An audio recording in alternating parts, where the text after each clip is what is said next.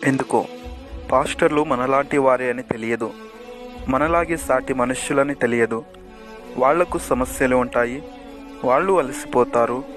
వాళ్ళు విసిగిపోతారు. వాళ్ళు డిప్రెషన్కి గురవుతారు. వాళ్ళు ఒంటరితనాన్ని అనుభవిస్తారు.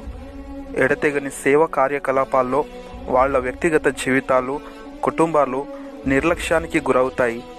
కుటుంబం సంబంధాలు బీటలు వారుతాయి.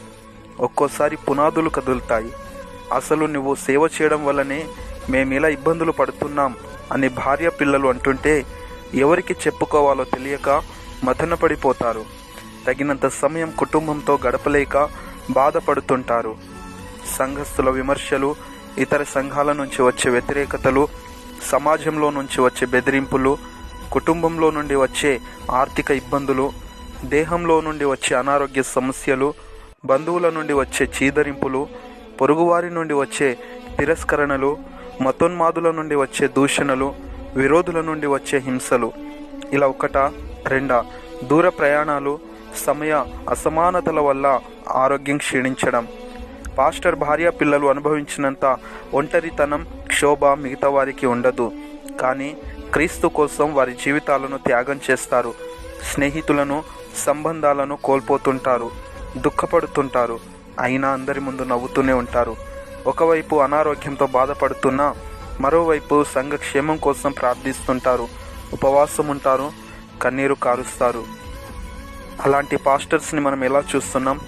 తిడుతున్నాం, దూషిస్తున్నాం, అపహాసిస్తున్నాం, అవమానిస్తున్నాం, నిందిస్తున్నాం, వెక్కిరిస్తున్నాం, చిన్నచూపు చూస్తున్నాం, పలువురిలో పరువు తీస్తున్నాం. మనకంటే గొప్పగా ఉంటే సహించలేము, బీదగా ఉంటే పట్టించుకోము.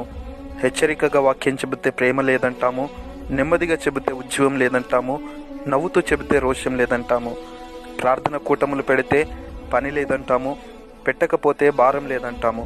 దశమ భాగం గురించి చెబితే డబ్బు పిచ్చోడు అంటాము, మనకేం పెట్టకపోతే పీషనరీ అంటాము. గృహ దర్శనం చేస్తే వచ్చాడ్రా బాబు అనుకుంటాము. ఇంటికి రాకపోతే మాలాంటి వారి ఇంటికి ఎందుకు వస్తాడులే అని ప్రచారం చేస్తాం. సంఘంలో ఒక స్థానం ఇస్తే నిర్లక్ష్యం చేస్తాం, ఇవ్వకపోతే మందిరం మానేస్తాం, తప్పులు వెతుకుతాం, దుష్ప్రచారం చేస్తాం. కానీ ఏనాడైనా మనం బాగుండాలని కోరుకుంటున్నాడు, ప్రార్థిస్తున్నాడు, ఉపవాసం ఉంటున్నాడు, కన్నీళ్లు పెడుతున్నాడు అని ఆలోచించామా? మంచి భోజనం తింటున్నాడని చూస్తున్నామా? మెరిసే తెల్లచొక్క వెనకాల చిరిగిన వస్త్రం ఉందని గుర్తిస్తున్నామా? వచ్చే కొద్దో గొప్ప కానుకలతో కుటుంబమును ఎలా నడిపిస్తున్నాడో గ్రహిస్తున్నామా? ఆర్థికంగా ఎంత కష్టపడుతున్నాడో అర్థం చేసుకుంటున్నామా? అనారోగ్యంతో ఎంతో క్షీణించిపోతున్నాడో పట్టించుకుంటున్నామా? బాధలో ఉంటే పలకరిస్తున్నామా? దుఃఖంలో ఉంటే ఓదారుస్తున్నామా?